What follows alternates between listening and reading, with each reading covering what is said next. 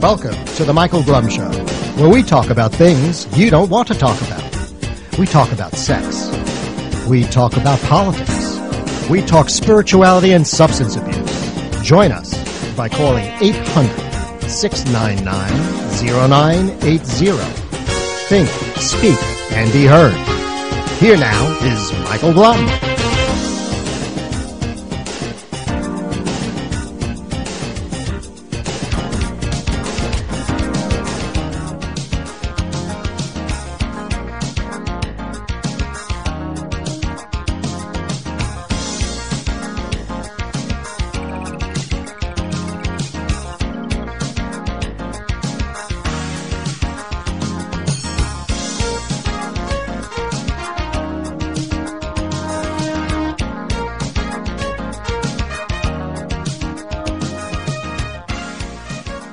Everybody, welcome to the Michael Blum Show. It is, what day is it today? Oh, it's still in July. July the 24th, 2018.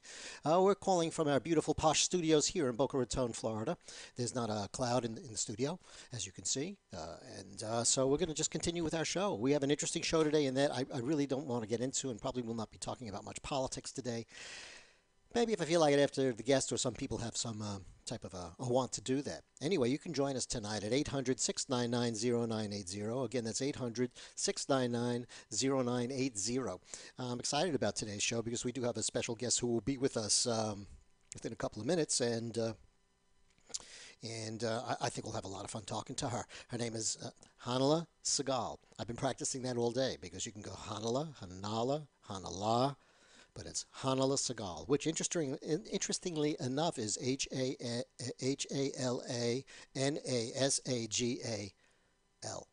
So we're going to be speaking to her in a little bit. Feel free to join us if you'd like. We're going to be talking about sobriety. The number here to call is 800-699-0980, 800-699-0980. We also are broadcasting live right now onto Facebook, my page, which is facebook.com/Michael Blum Show, MICHAELBLUM Show. We are also on Twitter, where I'm testing out a new system here to see if I can actually correspond somehow with folks that send me tweets and stuff like that.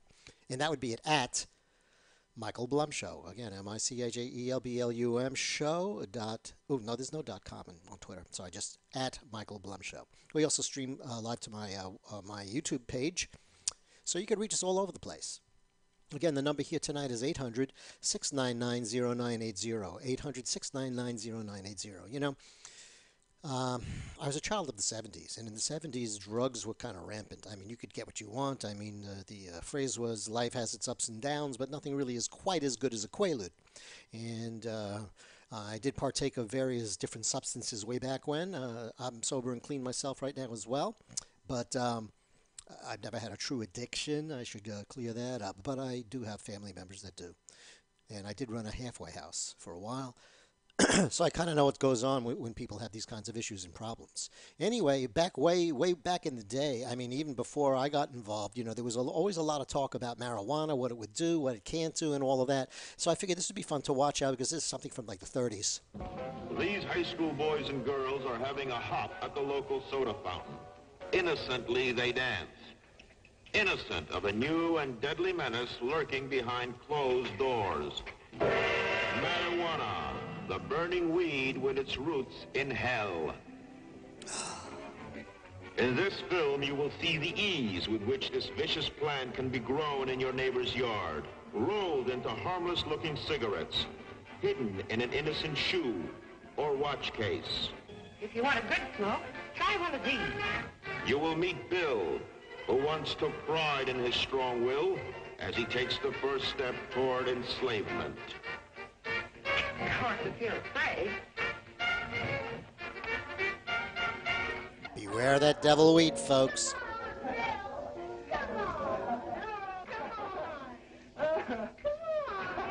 Smoking the soul-destroying reefer, they find a moment's pleasure, but at a terrible price.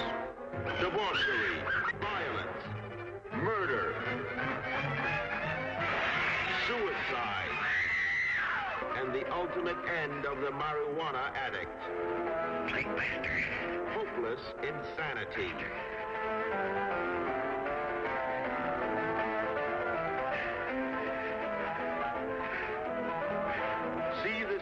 Until now. Before it is too late. Wow, that's pretty frightening now, isn't it? Rather frightening indeed. Um, uh, what can I say? Now we're using it for medicine, aren't we now? So there are many other purposes to marijuana other than going crazy. And I think we're going to get Miss Sagal on the phone now. We're going to start our conversation and talk. Let's see if she's home. Let me give this a call and see. I can't tell you her number, so I'm not going to.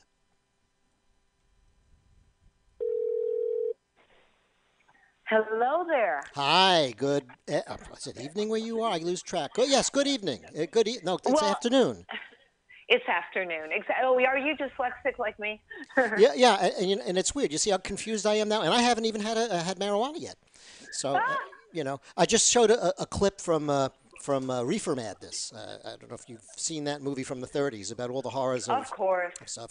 Sure. Great, a lot of fun, a lot of fun. So, folks, we have Hanala Sagal is on the phone with us right now, and boy, oh boy, if you look her up, she does everything. I'm telling you, she is a YouTube expert. She does something called karaoke, which we'll talk about, comedy wellness, an author. How many books do you have so far?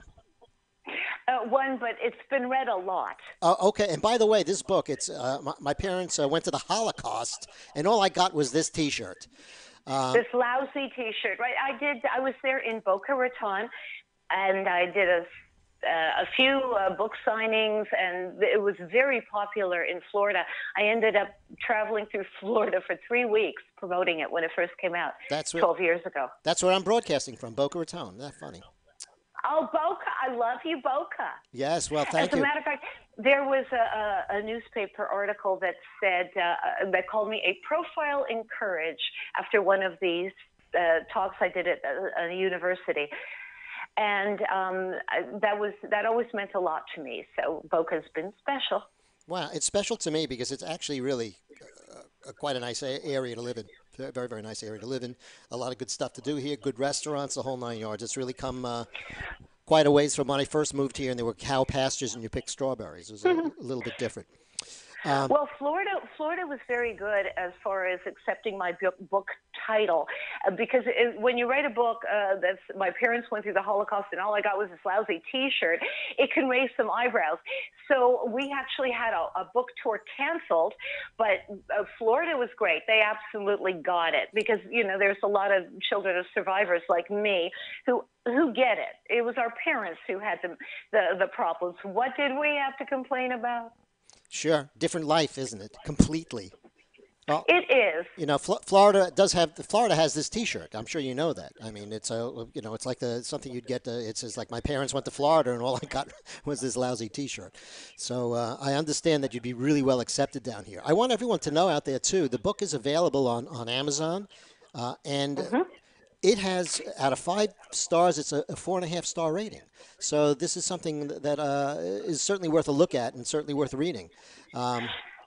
It's funny how some of the like the ones that don't have 5-star, the review is, well, it arrived in good condition, but it was long.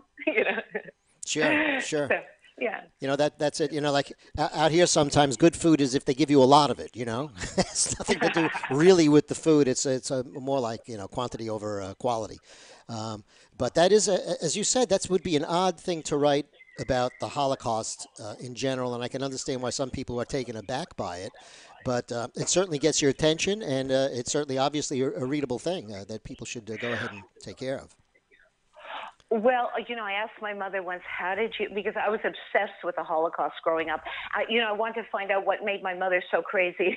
And so I said, how did you do it, Ma? You went on, after finding out your whole family went into the gas chambers, you hid in a hole in the forest, not knowing if any breath was going to be your last. How did you do it?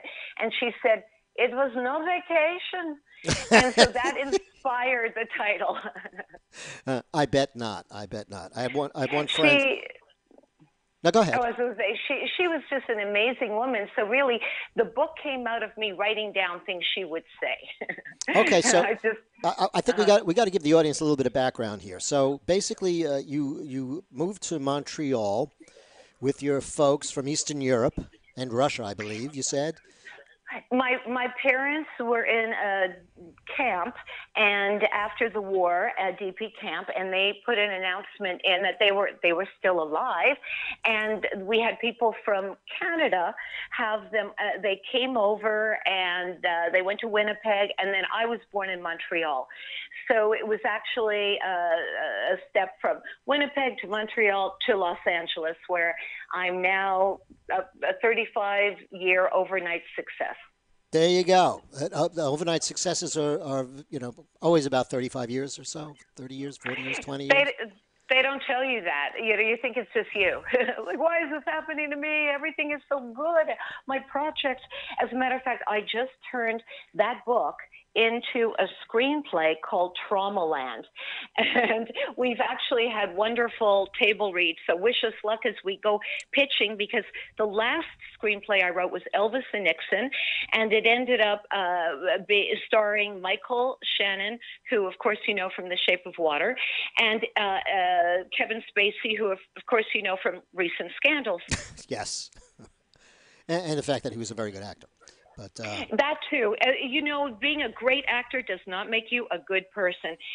But I don't think the other actors in film should be punished just because one of the stars is, a sleaze.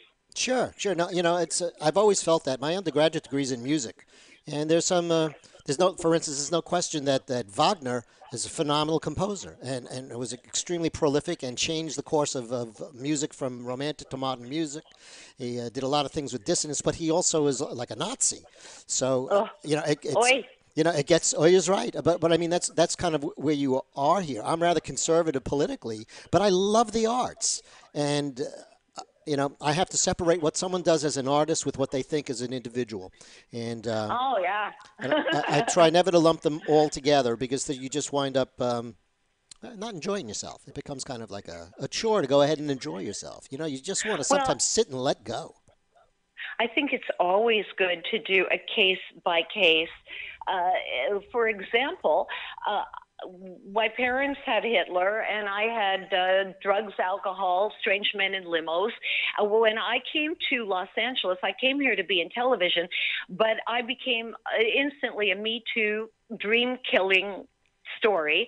I didn't realize back then that there were so many young girls like me coming to Los Angeles. I was 21 years old, and to when you're a victim of sexual abuse, you feel the shame and the guilt that the perpetrator can't feel, and so you take it on yourself, and it makes you feel even worse. And what happened to me was that I became a worse alcoholic. I'd already started in Montreal, so it's like I'm alcoholic in training. But when I got here, I just became a very much an alcoholic, and I had to learn when I got sober to try and overcome all the feelings that made me want to drink. And that's one of the reasons that right now, at this point, I'm talking about something that's helped me so much, and that's using cannabis to for not only relapse prevention, but to cure my insomnia, which I've had since a kid. It's funny because I always had an issue sleeping. I've never, I think if you shake a family tree, I don't care whose family tree it really is, if you shake it hard enough, someone with a substance abuse problem pops out. And Oh, yes. in my life, it's been a relative of mine who's been in and out of rehab maybe 3 or 4 times. Mm-hmm. Thinks that having wine every now and then is okay, and Uh-oh. it's always kind of a tenuous situation because we would like her to like be alive, Mm. she's been like, she's almost at her wit's end from time to time. Well, Um, that's why they call it a family disease, because you are being affected. You care so much about these people. And they talk about tough love. And I worked at a rehab for 3 years, and our primary thing was it was so heartbreaking to see the families bring the people, the addicts, back in after they've relapsed. They've spent $15,000, and then a month later they have to spend $15,000 again to come into rehab. I personally did not go through live-in rehab. I just got sober, dragging my butt from one meeting to another and being teachable and saying, like, wait a minute, you know how to not drink? Are you kidding me? But, the thing is that I believed for 25 years, when a doctor said to me 10 years ago that you should try cannabis to help your anxiety and your insomnia, and I told him that's like switching cabins on the Titanic. You don't do it. It's just switching Sure. to another drug. But then I started thinking about it. I had never done cannabis alone. Cannabis and cocaine, cannabis and horse tranquilizer, sure, a lot, but never just cannabis. So his words, I started to think about the stigma and how, it's not being studied because it's being vilified. And I was thinking that all the other things that I had tried to sleep that's being put out by Big Pharma, that only hurt me, and then I had to wean off of all that. And so when he said that about the cannabis, I thought, you know what, I should try it.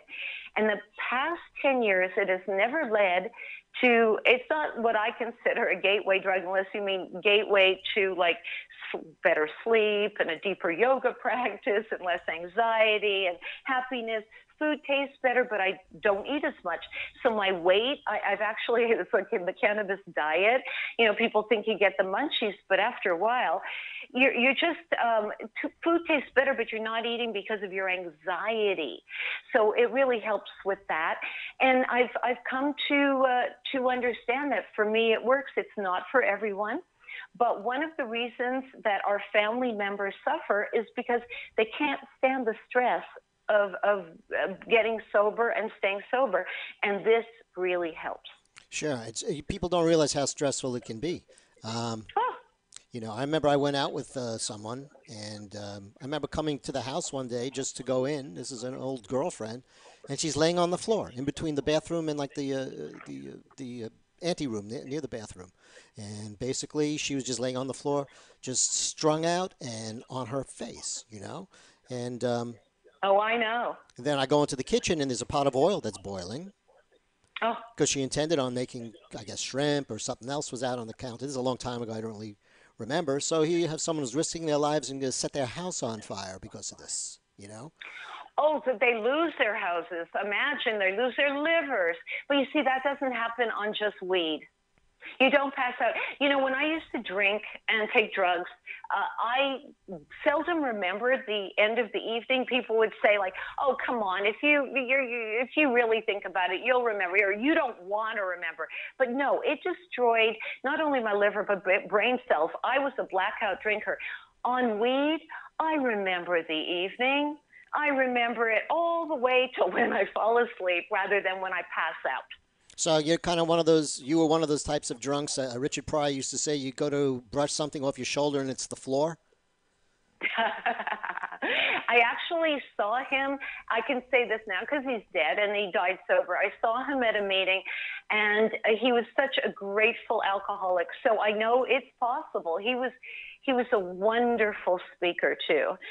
You'd be happy to know that he had a very happy end of his life.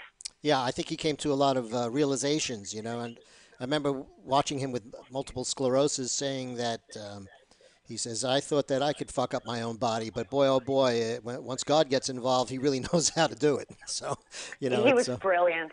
he was, Brilliant man. he was, most people, Hanala, go through like a 12-step program and they try that a couple of times and they go back and forth. Was your success with marijuana immediate, or did it take a while? Did you have to kind of go off of it? This is what happened when imagine 35 and a half years ago, I was doing my typical thing, getting ready for the evening by popping a couple of Quaaludes, which we call gorilla biscuits. They had to take them off the market because nobody went to work or would bother going home. That was my favorite drug back when. That was my favorite drug. You and me both. It was like life has its up and downs, but there's nothing quite as good as a Quaalude, So. No, well, my whole sobriety has been about, can I ever feel as good sober as I did on Quaaludes? so so let me tell you what happened. So we show up at the party, and that's pretty much the last thing I remember until I fell into the Christmas tree, knocking it over. And then the following day, I called the woman of the party and I said, listen, I'm so sorry about the Christmas tree. Is it okay? And she said, well, honey, the tree's fine, but are you aware that that was an AA party and you were the only person drinking? And I was like, no, I hadn't been aware at all. And she said, we'd love to take you to a meeting. I'm like, sure, you get a toaster oven or something, because that was a thing back then. So I Really? guess it might They gave still you a be a thing. toaster oven? Really? Something like That's that? what I blew it off. I made everything a joke, Like, look at the title of my book, for God's sake. So I told her I was going to control my drinking, and then I did what I always did in trying to control my drinking, got drunker than ever. And so I met her at a meeting. I walked in, I sat down, a guy with a tattoo that said "bite me" and a nose ring read out of a spiral notebook. And I was like, I fell in love, not with him, but with the honesty in the rooms. And they said, if you want to share at this meeting, you have to have 24 hours of sobriety. I'm like, oh, you don't understand. I need to share before I go home and die. And I cannot get 24 hours of sobriety. That's impossible. But I needed them to know who I was before I wasn't anymore. So I went home. I sweated through the night. I dug my fingernails into my palms. I turned down cocaine, which I never did. I went back to the meeting. I shared, and I never had another drink again. And that was 35 and a half years ago. But then, like I said, for 25 years, riddled with anxiety, couldn't sleep, the agoraphobia where I couldn't leave the house, it was still with me. I've had it since I was a child, like the insomnia. I was born nervous, and then my mother scared me. I just, Yeah. it was, yeah. And both of my parents were Holocaust survivors who lost everybody. So, they were still doing battle, that you get used to what you do often. So that's why when the doctor said you'd benefit from cannabis, at first I'm like, oh, no, you don't understand, smug. But then I started thinking about it, and that's when everything changed. The first time I smoked in 25 years, I threw up, but I did get over it. And then everything started changing. I started creating more again. My weight dropped off. Rather than me dieting, I became just this person who didn't eat over everything because now I have something to go to other than, I became an aerobics instructor because I needed to stay off the ceiling when I first got sober. But that just, you can't do aerobics when you're on the phone with your mother or in traffic. That's tough. So yeah, it can be done, but it's harder. They're very tough. And cannabis is just something that helps take the edge off. Life is messy. It comes out at you, hits you in the face when you're not expecting it. It's just a wonderful thing for many people who suffer from anxiety to use. I wanted to ask you a question because you mentioned your parents a couple of times. I had a friend whose parents were Holocaust survivors. They were from Austria originally, and then actually my friend's father wound up in 3 different camps. He escaped from all 3 of them. Wow.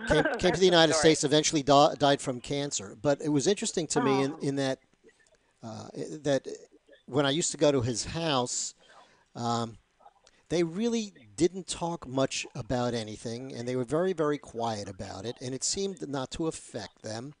They still hung on to their Judaism. They were not super religious people, but the house was kosher, and they were holiday observant, at least the major ones. And I had an uncle by marriage who was in World War II and helped emancipate some of the concentration camps. And he was a Jewish guy, too. He came back and hated his religion. He said, this is disgusting. How could God do this? So it was like really a big dichotomy between one set of people think when they go through a horrible experience like that and another set. So I was curious, were your parents were they religious? Did they give up religion? Did you feel it made them crazy? I mean, was the Holocaust continuing in your own house when you were a kid? The Holocaust, the gift that keeps on giving. You Right. bet. And even into the grandchildren. Now, it's an interesting thing because my father never spoke about it. I try and ask him, no, if I talk, I die. I'm like, what? And then every once in a while, I get him to tell a story. And my mother turned a 5-year war into a 50-year story that never stopped. And this happened, and then Oyvind died, and I'd be on the floor crying every time. And then my mother would chuckle, like, you still cry? I'm like it was new, Ma. Yeah, because I would imagine what my mother would go through. And like I said, I wanted to know, what made my mommy crazy. Because she said I made her Michigan. I made her nuts. And I knew that wasn't true. I knew she was nuts from before. So I think it depends how you go into a Holocaust. Who were you before everything was stripped away and your soul was crushed? Who were you, before you went into a concentration camp, or in my parents' case, into a hole in the ground for years after finding out your entire family was gassed? And my mother had these stories about her niece and nephew being shot, and then she would say, she turned to me and goes, "For you, I lived through Hitler. You can't make the bed." And I'm like, okay, what? God. What? Huh? Okay, I'm going to eat this challah now. Thanks, Ma. It's very confusing. You can see why I drank. Well, yeah, it's an odd approach to child rearing. Yeah, you know, very odd approach. Wouldn't you say? And yet similar in Holocaust homes. It's funny. People don't realize where they are and how good they have it. I mean, and I'm sounding like an old fart, but that's because I am one. But I mean, I remember racism as being horrific. I remember blacks not allowed to get into pools. I remember them being pressure hosed. And today it's different. I'm not saying that there's no oppression. I'm not saying that but it's a different kind of a thing. I hear Holocaust just thrown around too much, and it always amazed me that my friend, who I said had Holocaust surviving parents, that we would, when we went to college together, we would drive around Brooklyn and try to pick up girls, and it occurred to me and my friend at some point in time that at our ages, his parents were in concentration camps and trying to escape and live. Mm-hmm. And it's kind of like, talk about being sober. That's a really sobering thought when you really realize what it is that you have and what it is you should be thankful that you have, Well, we live in our heads more than in the situations because you can only choose to be grateful and happy once you realize you have a choice. And unfortunately, what I do when I work with people and getting over trauma is to try and bring them to the place where they realize that they are just creatures of habits. And whatever you are doing today, you probably did it yesterday, and you'll probably do it tomorrow. Most of our thoughts are the same thoughts that we thought a year ago. And the challenge is to open the mind to even some opposing ideas. But sometimes what we consider maybe like Nazi behavior, is people who are incapable of opening up to see someone else's point of view. And that's why I think people use the whole Nazi reference, is to people who aren't open. Sure, they don't know what that means. They're probably not even taught that anymore. I really wonder if Holocaust studies are taught. I mean, I know that in the high school, I don't think they teach American history anymore. One of the reasons I wrote my book is to educate people. It's dark comedy, and like the screenplay Traumaland, the adaptation, is very funny because I think that that's the way people learn. And I do want to educate about the Holocaust. I'm glad that there are a lot of movies that are being done. And one of the things that people don't understand is the syndrome, is that when, like I said, we're creatures of habit. So if you are in the habit of being in trauma, like a lot of us did growing up, the children and even grandchildren of Holocaust survivors, there's so much trauma and so much stress. And even in the womb, I'm an artist, and one of my drawings is this little girl. It's me in my mother's womb, and the little baby has her index fingers in her ears, and the caption reads, "I'll be out in a minute. Somebody fix me a drink." It's the hormones, the stress of going through the Holocaust, and then both of my parents were addicted to the fight. You get good at what you do often, and we like doing what we're good at. So my parents were really good at fighting. When Hitler stopped doing it to them, they started doing it to each other. So for us, yeah, the war was still on. Even though I was born way after. May I mention I was born way after the war? Yes, yes, way after the. You're one of the few people that had parents in the Holocaust that's actually 18 years old. I understand that. That's right. Well, I'll tell you. Well, you look it. I'm looking at pictures of you. As I'm streaming here, I'm streaming out a picture of you with our phone number underneath it and your name, and you look pretty. You look great. I have to tell you, my butt is about 2 inches higher than when I was in my 30s. I've actually gotten in better shape. I do less and I achieve more. So much of it is yoga type moves, and it's on my channel on Hanala.com, the one with 300 million views. I show people how to stand on one leg to prevent falling, because falling is a big thing. It sure is. It sure is. It's a life or death situation once you reach a certain age. Exactly. But I'm glad that you're looking at the pictures, because I'm proud of how fit I am for my age. It's quite a feat. I put that in the universe. I said when I was 40 years old, I want to look better at 60. And that was my goal. I find myself recently just looking kind of old, but I don't feel it in particular. And it seems like you've conquered gravity, and basically it's like me trying to make lemonade out of lemons. I'm trying to use gravity, if you know what I mean, to my benefit. But because things do change shape. I didn't like the upside down machines, where you hang from your ankles. So what I do is I try and pull everything up. I use my mind. I suck up abs like harder than you think they can be sucked up. I kind of put my lower abs up under my ribs. And then I squeeze my buns, cheeks together, lift it like you're holding a dollar between your cheeks. And everything gets sucked up. Shoulders get, pushed back and down. And it just makes, I think you're on stage and everyone's looking at you and you're so proud of what you're wearing. That's why it's like a gestalt thing. That will help you. Posture will help keep you young.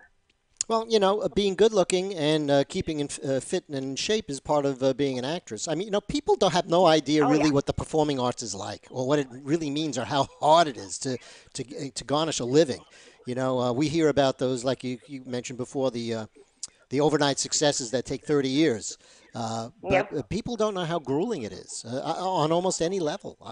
My undergraduate degree was in music, and I remember paving, running the pavements in New York City, trying to look for jobs and all of that. And you were maybe a contractor knew you, but there were so few jobs. You had to wait for another saxophone player to drop dead, or catch a golf ball in his face or something like that. It was. And then you can go ahead and work. But it was very, very difficult and very, very time-consuming and very, very networking. I was living with the man, my husband, for 18 years. And at one point, he was hanging over me as I was just sprawled on the kitchen floor after another near miss where I almost had a show in Washington, D.C., as a matter of fact, on Saturday morning, but the deal fell through at the last minute. So he's hanging over me going, "Are you going to quit now? Can you quit now? Now can you quit?" And I don't know how to quit. So I just kept going. And now with the success of Elvis and Nixon, which is on Amazon, that was very interesting. Meeting Kevin Spacey was so fun. I was creeped out by him before all this, after meeting him at the premiere in New York. And do you know that Elvis Nixon won the centerpiece at 2016? And I co-wrote and produced that. I actually wrote the first version of the screenplay. So I'm very proud of that. You should be. You should be because having that kind of an attitude, like impossible to fail, you kind of look at. Hopefully, you just look at where you are, and if things don't work out exactly how you want, you learn from that error, or that I wouldn't even call it error, but you learn from that experience, and then you move Right. forward. So And the wonderful thing is now with YouTube, I have over 355,000 subscribers and the 300 million views. I can now express myself. I can do the kind of work I want to do. There isn't a studio telling me no. It doesn't cost a fortune. And it's my way of expressing who I am and getting my message out. sure, I've had issues in the past with different radio stations. It's one of the reasons I left my last radio station is because basically you couldn't really say what you wanted to say. It started to become difficult. I had to clear shows, and we talked about things people don't want to talk about. So, for instance, this brought down the house at the station. I had a woman who was petitioning the state of Florida to go ahead and loosen up on the pedophile laws because her son, who was autistic, was caught in a sting and wound up in jail. Uh-huh. So I became the one who was for pedophiles at the station, and so I had to leave because I felt that I could do better with podcasts with me just doing what I usually would do by myself rather than to have to go through that rigmarole. It's awesome to be your own boss because you're only answering to you, and chances are you're not going to fire yourself. Yeah, that would be silly because you work for a good price. Sure. That depends on how well you're doing. So, Yeah, right. Yeah, it, true.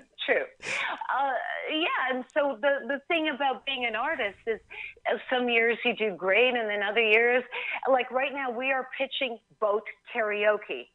Like carpool karaoke, but prettier. And, great voices, great stories. That's the tagline. And everyone loves the idea. And so far, we're going to see where we can take it. It's on YouTube now, and people can interact and join along. But we want to obviously sell it as a TV show. So again, keep your fingers crossed. I got them crossed. I wish you the best with it. I really do. So about karaoke, that's on YouTube right now. People can actually just go to your YouTube channel. Yeah, we've started launching moments and promo reels, but yeah, they can go through Hanala.com, Hanala, Hanala.com, and that way you can get into my YouTube channel. That's probably the best way. All right, good. Otherwise, I'm sure you have a handle for YouTube too, but I don't remember mine offhand. I have no idea. Well, both karaoke will get you in there too. I think I'm the only one on there doing it. Oh, okay. So boat karaoke, and you go ahead, and that'll take care of it then. It should. All right. Okay. Are you good at karaoke? Well, I actually am the lead singer of the boat karaoke band, and my partner is lead guitarist, and we perform around LA, and people can see our performances too. We do a lot of comedy songs. Give me a for instance. If I would have known, I would have had one ready and played it.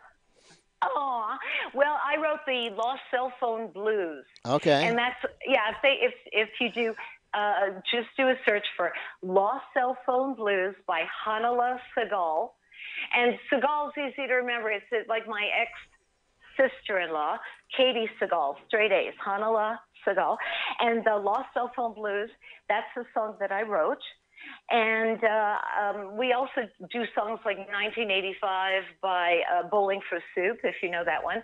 Harper Valley PTA. We just do a lot of funny songs, don't we, honey? Yeah, it's pretty cool. It's I think I found Lost Cellphone Blues. It says here. I want to make sure I'm playing the right one. Genevieve and the Wild Sundays. No, that's not it. No, you have to look Hanala Sagal. Why can't he find that? I just put in on a search Lost Cellphone Blues, and that's what came up. But let me put your name in front of it. Yeah. We were the first ones to do that song. Sung by you. Here it is, 4-minute song. All right, that's pretty. I'm pretty sure that the audience will hear it. Can I play it? Yeah, we have different versions. I don't know which one you've got, but sure, you can do it. I can sing along. It says "Sung by You." Okay. So. But we have a lot of different versions of it. Oh, okay. Yeah, I do. I see that here. Well, let's try this one. See, I'm not sure if it'll work, but I'm Ah. gonna give it a go. Say subscribe. Subscribe. Thank you. Oh, that's Buzz Aldrin, my buddy. Somebody call me. Ooh, distorted. You know what? Somebody Hang call on, me. Michael. Yeah. I think this is a bad. Whoa, that was a bad distorted version. I think that. Let's see, the one I just uploaded, but why don't I just sing you a little bit of it right now? Go ahead. I think that'll work better. All right, here we go. Ready? Sure. Honey, do you want to come here and play the guitar? It's not tuned. All right, it goes like this, because I write my songs from my own pain, like Adele. So it goes like this. Somebody call me. I can't find my phone. Oh, my husband's going to tune up the guitar. You ready, honey? Hold on, he's almost there. All right. Are we in tune? Full are we in performance tune? here. Wow. Let's go live. All right, here we go. Somebody call me. Can't find my phone. Been through each pocket since I've been home. I'll search so far. All I found there, a couple of Altoids and yaxy dog hair. Somebody call me. I got the lost cell phone blues. Everybody sing. Woke up this morning. Clap your hands, didn't have everybody. my phone. Started to feel freakishly alone. I'm so sad that I let my landline go. My cell's unmuted, I'm in the dark. Lord, make it glow. Somebody call me. I got the lost cell phone blues. Now why don't I put it in the same place every time? Got too many windows open in my mind. I tore up my car, poked under the bed. Floor mats were flying, I'm out of my head. Somebody call me. I got the lost cell phone blues. Now my mama, she told me if I put my toys away, then I'd know where they were when it came time to play. Sing Anthony, help me, I'm going to red. It's ADD, mama, I can't help myself. Somebody call me. I got the lost cell phone blues.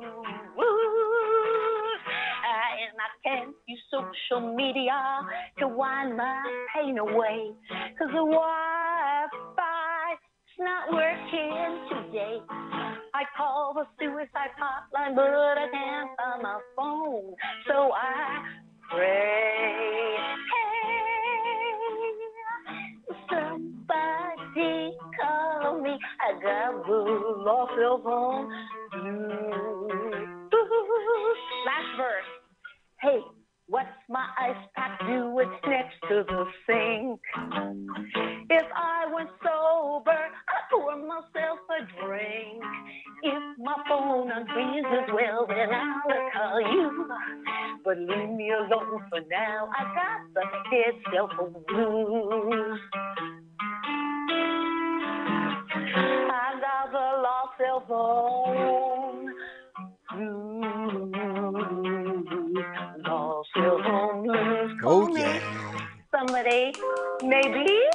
Bravo, bravo, Woo-hoo. bravo! Very, very Thank good. you. So you're a heck of a Thank lot. you. You're a heck of a lot of fun when you're sober. I can't imagine what you might what you might have been like way back when. I imagine you did. You ever have to make amends to somebody or to someone? Because of stuff that you never remember actually happening. Yeah, I'm sure there's. Well, I bumped into Steven Tyler, and he asked me if we ever, and I said, look, I did as many Quaaludes as you. I'm not sure. So we don't. You don't know. You just really Mm-mm. don't know. You don't know what's what's No going on way with of that at all. telling. No way of telling at all. Boy, oh boy, oh boy. Um, I imagine also you gave your folks a pretty good run for their money once you got into your like teen years. Oh, well, you see, my mother and I never really got along until the end. She'd wake up just pissed off at me for doing something.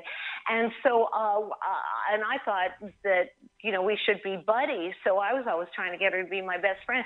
Luckily, at the end, this is why I'm sure my screenplay will do well. It's a real mother-daughter story.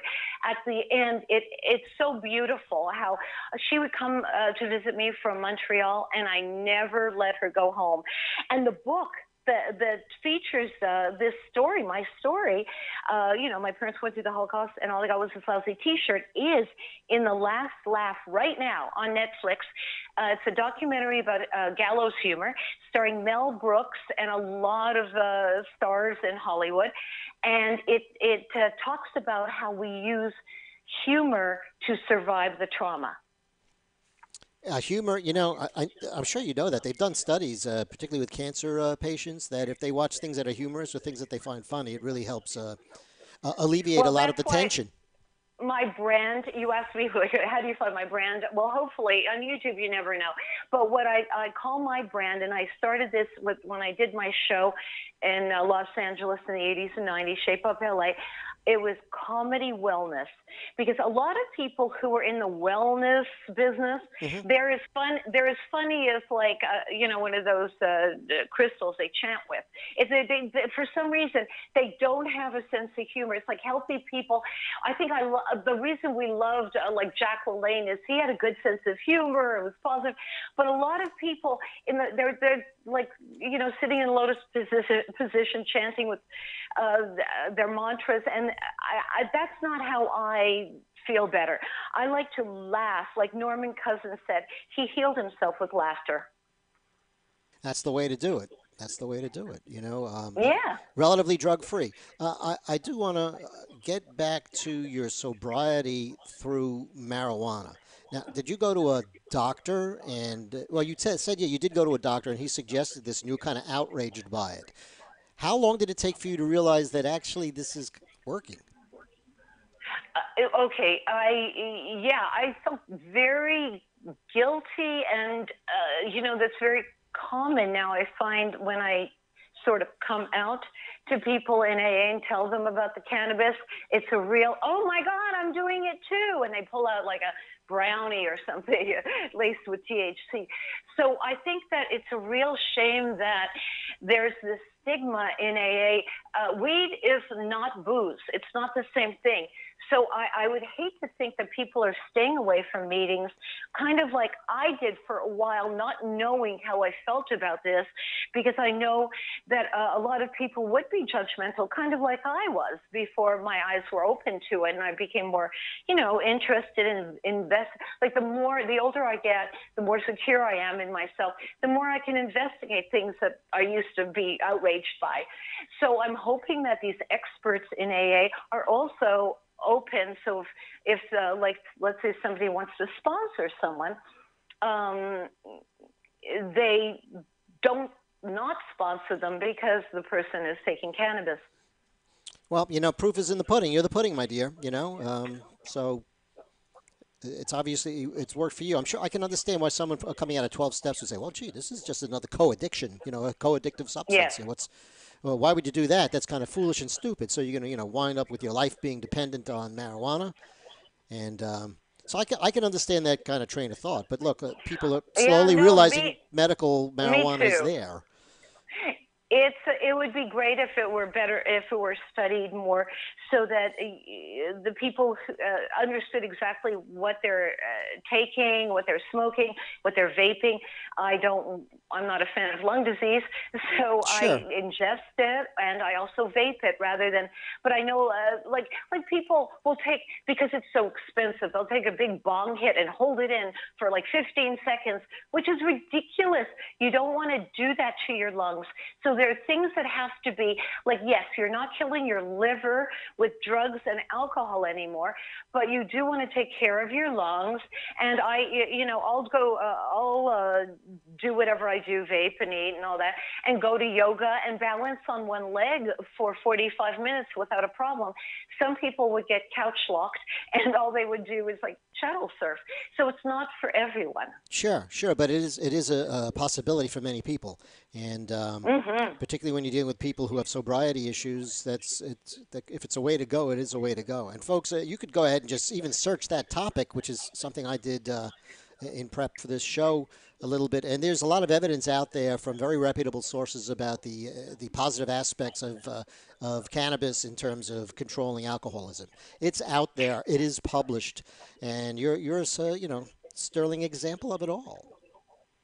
Yeah, I do believe that it, for me, has been more of an exit drug than a gateway drug. Sure, sure. And it can be for so many people. The people that I've seen who struggled with sobriety, oh wow, I wanted to use my whole first year. I remember my second year of sobriety. It was kind of a long time ago, 34, 35 years. But I remember almost using every single day. I almost died. I had liver disease when I got sober, and I laughed it off, making it a joke, saying, "Oh, please, can I get another opinion? Where's Chad Everett?" Because we were at Medical Center, and that was a TV show in the old days. So I blew it off, made a joke about it, but I was on my way to dying at 26 years old. So, I'm alive now, and I think that a lot of people would be alive if the people who've like overdosed on opioids or have taken sleeping pills to try and get a good night's sleep and overdose. I wonder how many would be alive if they just had access to a good indica. Sure, sure. A lot of people don't know what that term means, but it's one of the types of marijuana that's commonly produced for medical purposes. Yeah, I mean, it was funny. The first time I ever went into a dispensary, I mean, I was really kind of shocked. I went with Me too. went with someone who I know. Sometimes I have to not really mention names, and it reminded me of actually a skit they used to do on Saturday Night Live. Fred Willard was the host, and it was called the Scotch Tape Boutique. And basically, it was you'd go into the store and you'd say, "Hey, I want to buy some Scotch tape," and then he would say, "Well, how thick would you like it? Do you want the 1 inch size? Would you like it double sided?" And he made an art and out of selling Scotch tape, and I kind of felt that when I was in this place, it's either green stuff or this brown stuff, and that's kind of it, But I understand now they really have honed things down. I don't know from experience because I don't use. Well, I don't remember if they smelled the Scotch tape, but this I'm sure smells better. I'm sure, but it was weird. You understand the concept. It was like promoting something Cheers, with yeah. packaging. I guess is the best way to kind of to say it. So you have tell us a little bit about Traumaland. Indeed. Well, when I wrote the book 12 years ago, there was so much trauma going on. I actually, my husband of 18 years started drinking again, and I gave him an ultimatum: either give me 30 days of sobriety or I'm out of here. And he used a lot of words that I can't use right now. And fast forward like 5 years later, he told me, "Oh, by the way, when you told me that and I said, you're trying to control me and swear at you and all that, swear at you," he said, what I really meant to say was, I can't give up drinking. I'd like to be able to do that, but I can't. So I ended up leaving him right after the book came out. And then one thing after another, including Lehman Brothers, and then a man who moved in who embezzled about $150,000 while I wasn't looking because I was still reeling from Lehman Brothers taking half my money. And a few other things happened, so I was too traumatized to adapt the book into a screenplay until about a year ago. I started doing it, and now we're at the point where we've had a really great table read. It's a dark comedy about a little girl who survives her parents surviving the Holocaust and moves to Los Angeles to get sober and become Hollywood's first life coach. It's my story, and they actually coined life coach in the 80s to put me on TV because they didn't know what to call me because I didn't have any degrees. Well, that's usually when I have someone on the phone here that's going to talk about sobriety, I ask them what their credentials are, But your credentials are very good because it's the School of Hard Knocks is where you went to school. And you seem to graduate with honors, so it's pretty neat. Well, it was very important for me in the first 10 or 15 years to go to a lot of 12-step meetings. I went to different ones, not just AA, but a lot of meetings because I just went wherever I thought the recovery was. I did a lot of workshops, self-help tapes, motivational weekends, and then I began teaching the workshops. I would do a seminar called LAUGH, which stands for Love, Acceptance, Understanding, Gratitude, and Honesty. And so I put a lot of work into trying to get a good attitude and trying to practice happiness because I know, like I said, we get good at what we do often. So I don't want to be good at being cranky because that's what I'll go to. That'll be my no-brainer. So I practice happiness so that no matter what or who, no matter how bad the situation is, again, I do think about my parents going through the Holocaust, but that's not enough to adjust my mind. Like, yes, that's an intellectual understanding. Like, yeah, my life is about 12 billion times better than theirs was, but it doesn't take away from the fact that people have hurt me, that I've gotten, regressed and gotten re-traumatized. Stuff like that is very real. Like I said, we live in our heads more than in Marina Del Rey. So, which is where I'm looking at now, and people would say, well, you have nothing to complain about. Your life is wonderful. I'm like, yes, but I also have hopes and dreams and aspirations, and I'd love things to go a certain way. And when they don't, that's a big challenge. They say in AA, it's the ants that get you, not the elephants. So the daily stuff can really get you. Sure. So you seem to control it all. That's really cool. We've been talking almost an hour. It's kind of flew by. Oh, my. Very good. So, folks, again, anyway, we're talking with Hanala Sagal, and I want you to go to Amazon. I want you to look at her book. My parents went to the Holocaust, and all I got was this lousy T-shirt. I hope I got it right that time for you. Yes, and so also I get better with time. Hopefully we do. And at Hanala.com, they can also find, they can read inside the book if they go to Hanala.com. Right. And folks, stand by for Traumaland, which I'm sure we will see on the great airwaves somewhere. Also, the things in the past from Hanala. Very, very good. Shape Up LA, Comedy Wellness, Elvis and Nixon. And you can look up on the international the database IMDb, and you'll see and learn a lot more. I want to thank you so much for joining me this evening. I had a lot of fun. Thank you, Michael. I hope you did too. All right, maybe we do it again in the future. Thank you. I hope so. All right. Take care. Let me know. I You sure too. will. Take care and good luck to you. All the best. Thank you. So, folks, that was Hanala Sagal. I practiced that all week. Hanala. But anyway, a very, very interesting woman, and I should put my face back up here. She's gone, right? Who would you rather look at, really, folks? I mean, who's more exquisite here? It's kind of hard to tell, I know, but anyway, I have been yakking here and talking here for a long, long, long time, so I'm going to just go ahead and put up my little placard here, and we're going to hear a couple of commercials, and then I'll be back in a little bit. Stay tuned for more. This is Steve Kane with Dr. Jonathan Cook from JJ Dental. Jonathan, I was just blown away by the reviews that your patients left online. Yeah, sure. My website and Yelp, Google Places, Facebook, you name it. There's plenty of places to go to find 5-star reviews and read what our patients are saying about us. You heard Dr. Cook. Go online, read his reviews. You'll be blown away too. And then call for an appointment, 954-463-7262 or online at jjdentalpractice.com. Hi. At the Michael Blum Show, we talk about the things you don't want to talk about.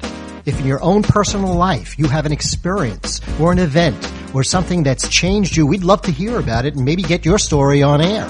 Feel free to give us a call, 800-699-0980. Again, that's at 800-699-0980. Or feel free to email me at michael@blumradio.com. That's Michael, M-I-C-H-A-E-L, at blumradio, B-L-U-M radio.com. And we will get in touch with you and put your story on the air.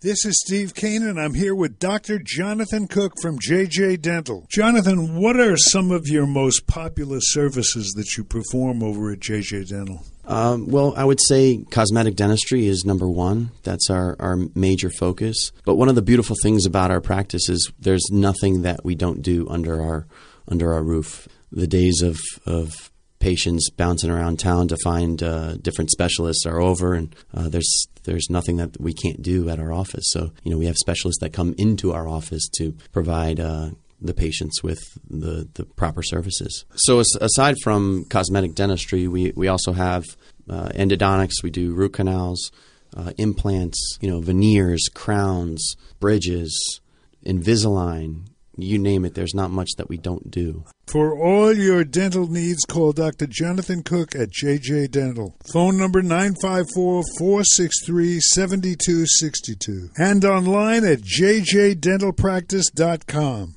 Hi, this is Michael Blum. Join me on Tuesday evenings from 8 to 10 p.m. for The Michael Blum Show, where we talk about the things you don't want to talk about. We talk about sex. We talk about politics. We talk substance abuse and spirituality. So think, speak, and be heard. Call us at 800-699-0980 and join us on The Michael Blum Show.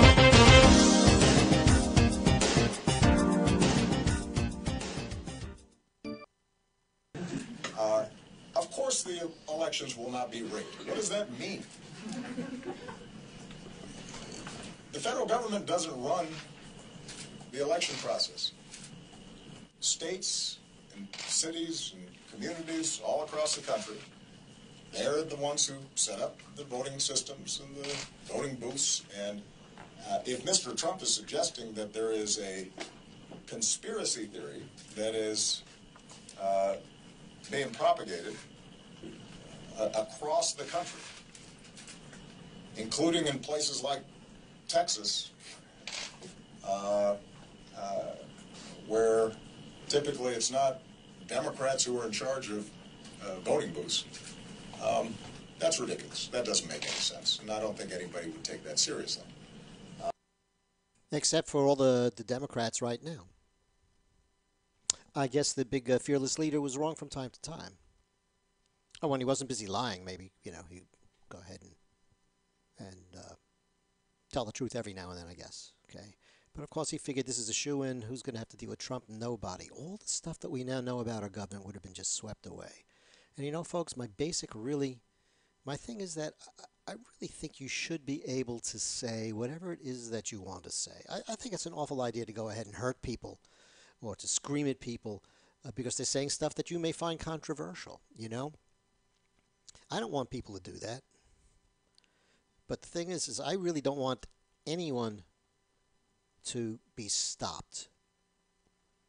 It's a lot different than how I look at things happening today, whereas the Democrats want everybody to talk as long as it's what they want to hear. So for some people it's okay, for some people it's not. This is where you start to get into this elitist kind of a thing. But I don't want to only hear a liberal viewpoint. I want to hear everyone's viewpoint. That's just what would make sense. And the left has turned that, and particularly in the college level, into, well, if you don't say what I really would like you to say, then you're doing hate speech, and that's not protected by the First Amendment.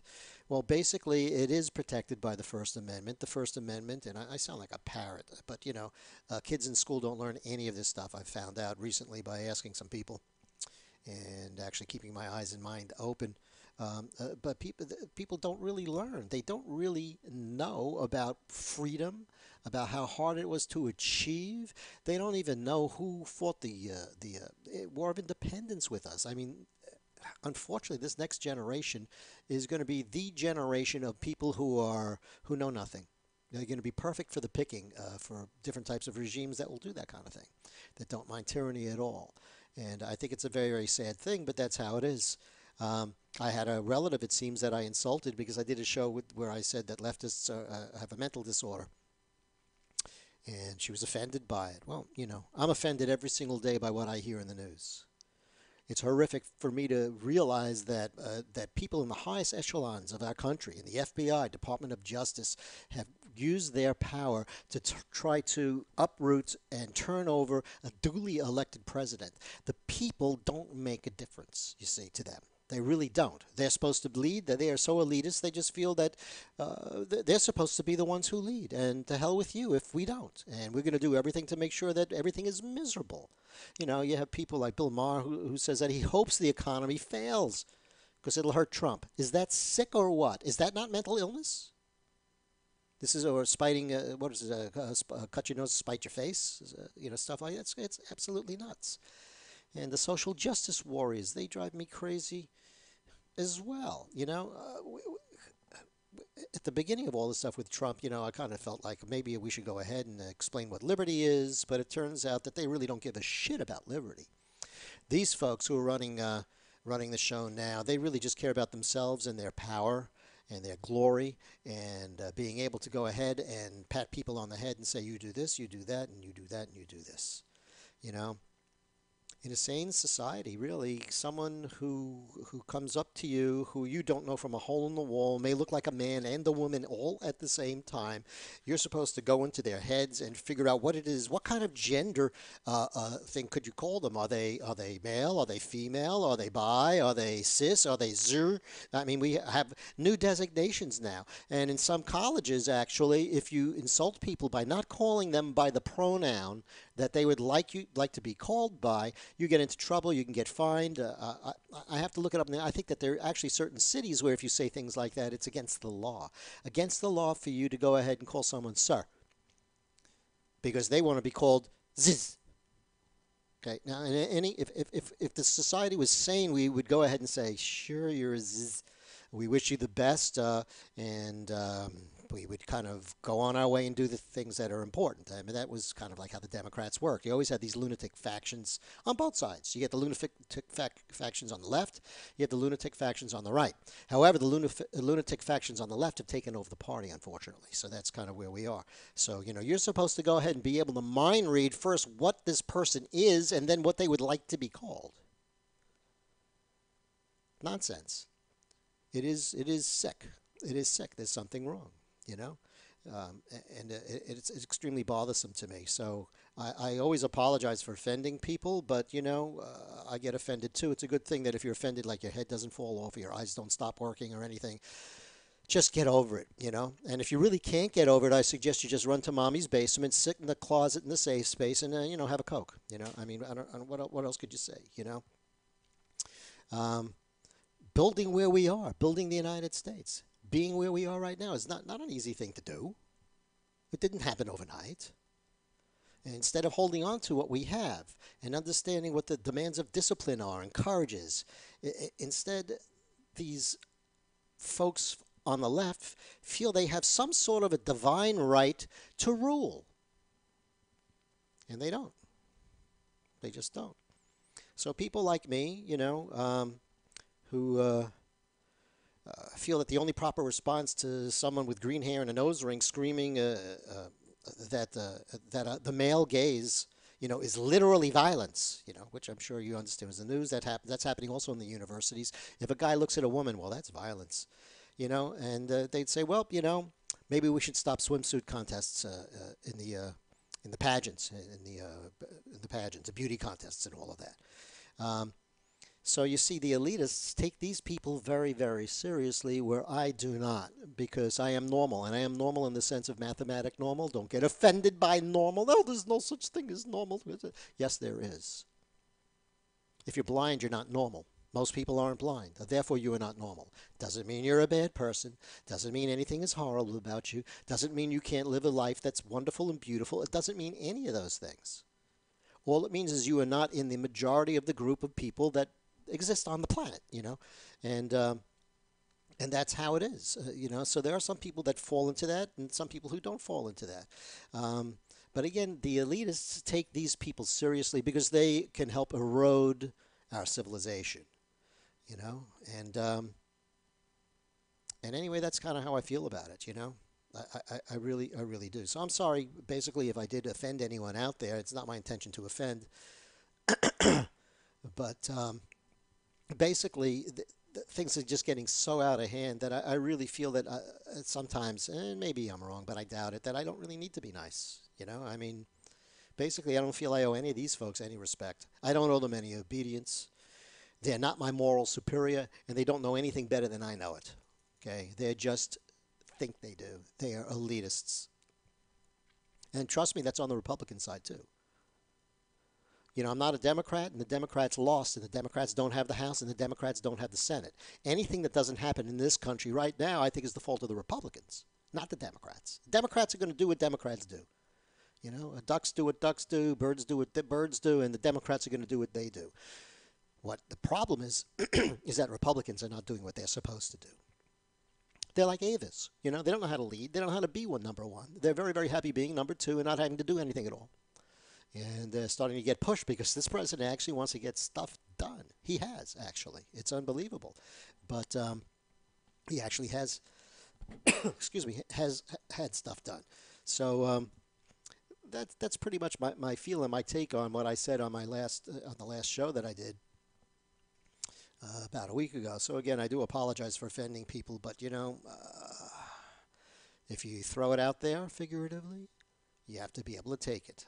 But of course, liberals can't do that. It's too much. And when I say liberals, I mean leftists. I don't mean liberals like John Kennedy, or someone like that, who, by the way, would be laughed off the stage and never elected today because he mentioned the terrible, ask not what your country can do for you, but what you can do for your country. That's crazy. Also, the apocalypse with the Russians, that the media is trying to push that. They'd like to push that into the midterm elections. They think that's what their goal is, and that's how it all should work. But I got news for you folks. They always spy on us. Always. They've always spied on us. We always spy on them, too. We've been spying on countries for a long, long time. I did make a list here. Let's see if I can find it. These are things that Russia has done. We're so shocked with Russia, and so maybe Trump was stupid by not addressing the Russian threat, because Russia has done this hair. You see, I'm looking at myself, and it's hard for me to tell where this hair is that I need to move to here. You'd figure as a dentist I'd know that because it's like using a mirror, but no. So basically, the Russians have been trying to influence elections since World War II. They swayed votes in Italy by cutting economic aid. They spent millions of dollars to influence elections in Eastern Europe, tens of millions of thousands of dollars in stickers, slogans, spray paint so that people could graffiti things, believe it or not.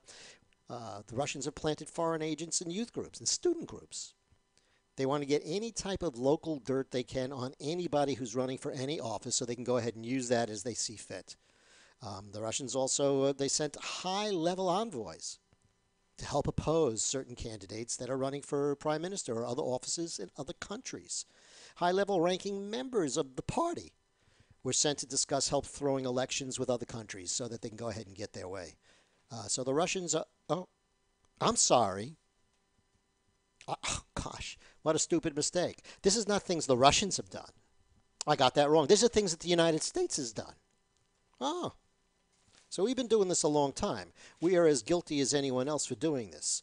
My favorite one also is, and we know this because of the fall of the Soviet Union, because a lot of records and things from KGB became available when the evil empire fell. So we know for a fact that, like Ted Kennedy, organized a party and went to the Soviet Union to talk about how they can prevent Ronald Reagan from being president. That's real collusion, not the nonsense that we're hearing about now. That's just nonsense that we're hearing about now. That's it. And we did give tens of millions of dollars to different countries to go ahead and help overthrow things. I mean, Obama sent a whole group of people to go ahead and see what they could do to get rid of Netanyahu. So one has to ask themselves sometimes, where is this all going? I mean, where is this all? What is the purpose to this? And I did find an old video that says it a little bit better than I think I might be able to, though I'm not sure. But it is kind of long. I don't know if we'll listen to the whole thing, but here it goes.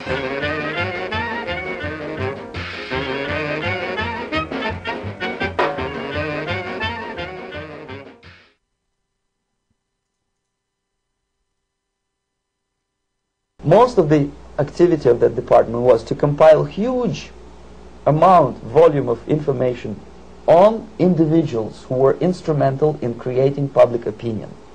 Publishers, editors, journalists, actors, educationalists, professors of political science, members of parliament, representatives of business circles. This was my instruction. Try to get into large circulation, established conservative media. Reach, filthy rich Take movie over makers, the media. Intellectuals, so-called academic circles, cynical, egocentric people who can look into your eyes with angelic expression and tell you a lie. These are the most recruitable people, people who lack moral principles, who are either too greedy or too suffer from self-importance. They feel that they matter a lot. These are the people who KGB wanted very much to recruit. Ideological subversion is the process which is legitimate, overt, and open. You can see it with your own eyes. All you have to do, all American mass media has to do, is to unplug their bananas from their ears, open up their eyes, and they can see it. There is no mystery. There is nothing to do with espionage. It's a slow process which we call either ideological subversion or active measures, активные мероприятия in the language of the KGB, or psychological warfare. Marxism-Leninism ideology is being pumped into the soft heads of at least 3 generations of American students without being challenged or counterbalanced by the basic values of Americanism, American patriotism. It's a great brainwashing process which goes very slow, and it's divided in 4 basic stages. The first one being demoralization. It takes from 15 to 20 years to demoralize a nation. The demoralization process in the United States is basically completed. The result you can see. Most of the people who graduated in the 60s, dropouts or half-baked intellectuals, are now occupying the positions of power in the government, civil service, business, mass media, educational system. You are stuck with them. You cannot get rid of them. They are contaminated. They are programmed to think and react to certain stimuli in a certain pattern. Exposure to true information does not matter anymore. A person who was demoralized is unable to assess true information. The facts tell nothing to him. Even if I shower him with information, with authentic proof, with documents, with pictures, even if I take him by force to the Soviet Union and show him concentration camp, he will refuse to believe it until he is going to receive a kick in his fat bottom. When a military boot crashes then he will understand, but not before that. That's the tragic of the situation of demoralization. Basically, America is stuck with demoralization, and unless Even if you start right now, here, this minute, you start educating new generation of Americans, it will still take you 15 to 20 years to turn the tide of ideological perception of reality. People who think they are living at a peacetime. False. United States is in the state of war. Undeclared total war. The next stage, of course, is crisis. It may take only up to 6 weeks to bring a country to the verge of crisis. This is what will happen in the United States if you allow all these schmucks to bring the country to crisis, to promise people all kind of goodies and the paradise on earth, to destabilize your economy, to eliminate the principle of free market competition, and to put a big brother government in Washington, D.C., with benevolent dictators who will promise lots of things, never mind whether the promises are fulfillable or not. He will go to Moscow to kiss the bottoms of new generation of Soviet assassins, never mind. He will create false illusions that the situation is under control. Situation is not under control. Situation is disgustingly out of control. After crisis, with a violent change of power, structure and economy, you have so-called the period of normalization. It may last indefinitely. The next stage is destabilization. This time, subverter does not care about your ideas and the patterns of your consumption. Whether you eat junk food and get fat and flabby, it doesn't matter anymore. In the small town of Hue in South Vietnam, several thousands of Vietnamese were executed in one night when the city was captured by Viet Cong for only 2 days. And American CIA could never figure out how could possibly communists know each individual, where he lives, where to get him, and would be arrested in one night, basically in some 4 hours before dawn, put on a van, taken out of the city limits and shot. The answer is very simple. Long before communists occupied the city, there was extensive network of informers, local Vietnamese citizens, who knew absolutely everything about people who are instrumental in public opinion, including barbers and taxi drivers. Everyone who was sympathetic to the United States was executed. Same thing was done under the guidance of the Soviet embassy in Hanoi, and same thing I was doing in New Delhi. And that's what happened in Nicaragua. It happened in Grenada. Same happened in Afghanistan. Same happened in Bangladesh. It's the same pattern everywhere. The moment they serve their purpose, all the useful idiots are either be executed entirely, all the idealistically minded Marxists, or exiled or put in prisons, like in Cuba. Many former Marxists are in Cuba. Because, you see, the useful idiots, the leftists who are idealistically believing in the beauty of Soviet socialist or communist or whatever system, when they get disillusioned, they become the worst enemies. That's why my KGB instructors specifically made a point: never bother with leftists. Forget about these political prostitutes. The psychological shock when they will see in future what the beautiful society of equality and social justice means in practice, obviously they will revolt. They will be very unhappy, frustrated people, and the Marxist-Leninist regime does not tolerate these people. They will join the links of dissenters, dissidents. Unlike in present United States, there will be no place for dissent in future Marxist-Leninist America. Here you can get popular like Daniel Ellsberg and filthy rich like Jane Fonda for being dissident, for criticizing your Pentagon. In future, these people will be simply squashed like cockroaches. Nobody is going to pay them nothing for their beautiful, noble ideas of equality. But to eliminate the others, to execute the others, don't they serve some purpose? Wouldn't they be the ones we rely on? They serve purpose only at the stage of destabilization of a nation. For example, your leftists in United States, all these professors and all these beautiful civil rights defenders, they are instrumental in the process of the subversion only to destabilize the nation. When their job is completed, they are not needed anymore. They know too much. Some of them, when they get disillusioned, when they see that Marxist-Leninists come to power, obviously they get offended. They think that they will come to power. That will never happen, of course. They will be lined up against the wall and shot. You have literally several years to live on unless the United States wake up. The time bomb is ticking. With every second, the disaster is coming closer and closer. Unlike myself, you will have nowhere to defect to unless you want to. Wow, huh? Anyway, that's where the Marxist regime, that's where Russia would like us to be. So, you know, that horrific, terrible, apocalyptic, treasonous act that Trump did by not screaming and yelling at Putin. You know, people are concerned. I mean, listen to what this guy's KGB. He's telling what the end game is. It's pretty sad and pretty scary. But you know, so you have all this hysteria. So who do you think has done more than really in terms of Russia? Has it been let's see, Trump or Obama? I guess that's our comparison, right? I mean, everyone loved Obama, the greatest thing in the world, yada yada yada. You know, I don't have that opinion. I think he's the worst president of my lifetime at this point, at least.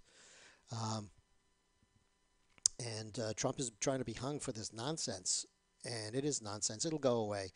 This one's taking a little bit longer because they would like to really push this one into the midterm elections, but no one really gives a shit about it anymore.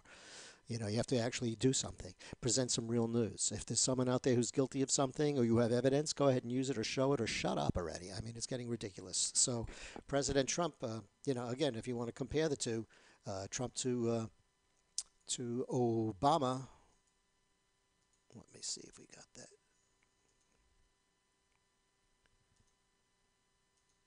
I don't. I thought I did. I gotta watch these things anyway. But anyway, I can go ahead and just go through a very quick list here. Basically, the Trump administration right now is putting in new sanctions against Russia. The sanctions have targeted 7 Russian oligarchs. I'm reading this, by the way, from the White House. This is just a published note from the White House. Sanctioned about what's happening. A sanction targets 7 Russian oligarchs and 12 companies that they own or control. 17 senior Russian government officials, state-owned Russian weapons trading companies. A number of individuals have been charged and targeted. These sanctions are going to help ensure that the Russian oligarchs who profit from Russia's destabilizing activities face the consequences for doing so. They're just reinforcing all sorts of sanctions. March 2018. Trump administration imposed sanctions against 16 Russian entities and individuals for their role in Russian interference in the 2016 presidential election. The administration also imposed sanctions against Russian intelligence agencies.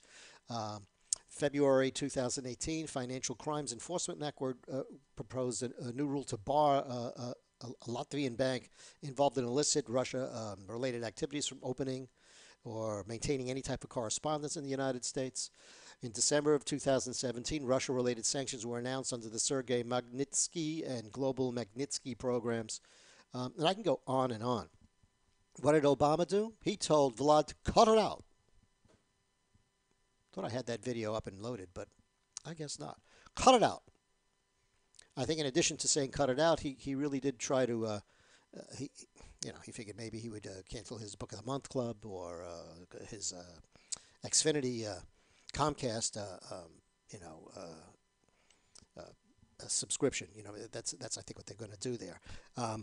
The other great thing that Obama did is, if you remember, is, well, you're going to pass this red line, the red line.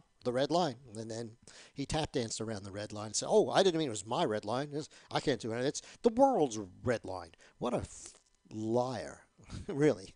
What a piece of work. So that's what Obama's done. But yet, somehow Trump, I mean, guarantee you, if Trump did what these people want, and I think they're pissed and so angry because he didn't do this. What they wanted him was to yell, you can't be involved anymore in affecting elections. I guarantee you the headline the next day would be, Trump admits to collusion. And that's what we'd be dealing with. And he didn't give it to them. So I'm happy about that. Let them go ahead and rant and scream like the fools that they are, because that's all that they can do is rant and scream about absolutely nothing, trying to overthrow an election. And you know what? If the leftists get their way, they're going to say, well, look, we had such a bad experience with elections back there when we had someone who was bought by the Russians becoming, maybe we should just do away with elections. Folks, that's not that far off.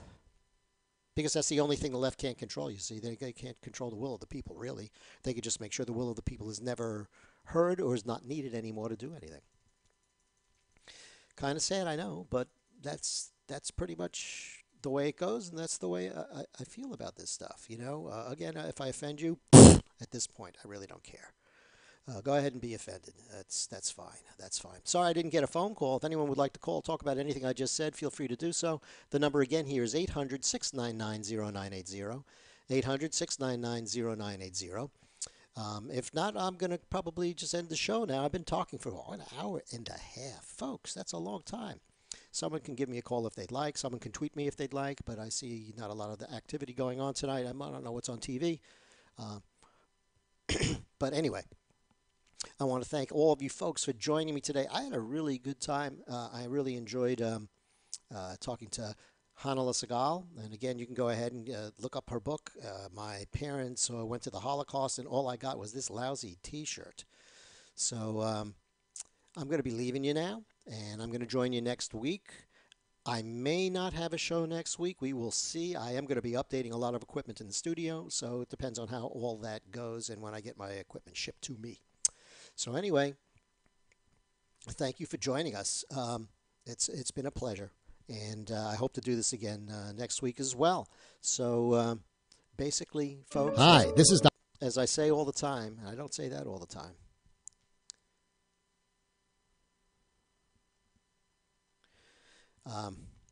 That's color coordinated. I didn't notice that. Anyway, what I say all the time is that.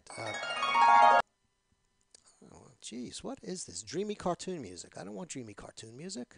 That's what I want. Okay, anyway.